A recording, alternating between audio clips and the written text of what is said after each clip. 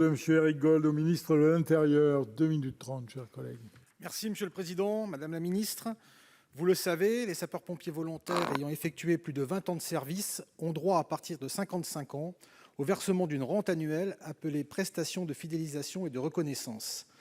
Le montant de cette PFR varie en fonction du nombre d'années de service et est fixé chaque année par arrêté ministériel. Pour tenter de contrer la baisse inquiétante du nombre de pompiers volontaires, une réforme de cette rente a été initiée par la loi du 27 décembre 2016 relative aux sapeurs-pompiers professionnels et aux sapeurs-pompiers volontaires. Depuis sa mise en application, les pompiers éligibles à la prestation de fidélisation et de reconnaissance se voient verser une part de la PFR pour le service effectué avant 2015 et une part de la nouvelle PFR s'ils ont continué à être en exercice après 2015. Si cette réforme a engendré pour certains des droits supplémentaires, elle a également conduit à des dysfonctionnements liés à la clôture des comptes fin 2015 par l'assureur CNP. En effet, depuis cette date, de nombreux bénéficiaires potentiels de la rente ont vu leur dossier mis en attente et ont constaté un nombre de points erronés ou ne prenant pas en compte leur état de service postérieur à décembre 2015. D'après mes informations, 89 dossiers sont encore en attente dans le Puy-de-Dôme, retardant parfois de plusieurs années le versement de sommes pourtant largement méritées par des pompiers volontaires qui ont donné de leur temps et de leur énergie pour la sécurité de tous. Les volontaires représentent 80% des sapeurs-pompiers en France et constituent le socle de notre modèle d'intervention en matière d'incendie et de secours d'urgence aux personnes. Pour ceux qui s'engagent pendant plus de 20 ans au service de leurs concitoyens, il est impératif de clore les dossiers en temps et en heure. J'aimerais donc savoir, Madame la Ministre, si vos services ont engagé ou vont engager des mesures afin de lever les freins existants et de garantir à tous notamment ces anciens pompiers, le versement de la rente qui leur est due. Je vous remercie. Pour vous répondre, la parole est à Madame Marlène Schiappa, ministre déléguée chargée de la citoyenneté. Merci Monsieur le Président, Mesdames et Messieurs les sénateurs, Monsieur le sénateur Éric. D'abord, je vous remercie de mettre à l'agenda cette question importante sur les difficultés rencontrées par certains sapeurs-pompiers. Je vais vous répondre avec le plus de détails possible. Donc, vous savez que la sécurité civile repose sur ce modèle que vous avez rappelé et qui démontre au quotidien, et d'ailleurs comme dans la crise, à la fois sa pertinence et sa robustesse en termes d'organisation.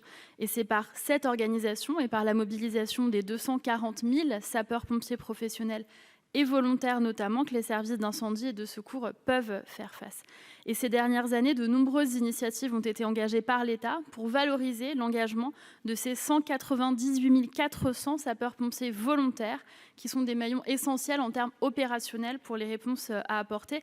Et cela passe, vous l'avez tout à fait bien rappelé, par l'amélioration continue du statut des sapeurs-pompiers volontaires et par la protection sociale renforcée et adaptée. Et c'est d'ailleurs dans cet esprit que la loi du 27 décembre 2016, puis le décret du 9 mai 2017, relatif aux différentes prestations de fin de service allouées aux sapeurs-pompiers volontaires, ont créé la nouvelle prestation de fidélisation et de reconnaissance, la NPFR, qui se substitue depuis janvier 2016 à la prestation de fidélisation et de reconnaissance, la PFR, instituée par la loi de modernisation de la sécurité civile de 2004. Et donc, c'est une avancée sociale majeure et la mise en œuvre qui est aujourd'hui finalisée donne satisfaction. Mais les sapeurs-pompiers volontaires qui ont cessé leur activité avant le 1er janvier 2016 continuent de bénéficier de l'ancien dispositif, qui était un dispositif de versement de prestations de fin de service par capitalisation. Et donc cet ancien régime qui prévoyait l'acquisition de points en fonction des seuils d'ancienneté d'activité des sapeurs-pompiers volontaires, il pose effectivement des difficultés aujourd'hui pour certains anciens sapeurs-pompiers volontaires, notamment lorsqu'il y a des anomalies qui existent ou quand dans le déroulé de carrière ou dans le versement des cotisations.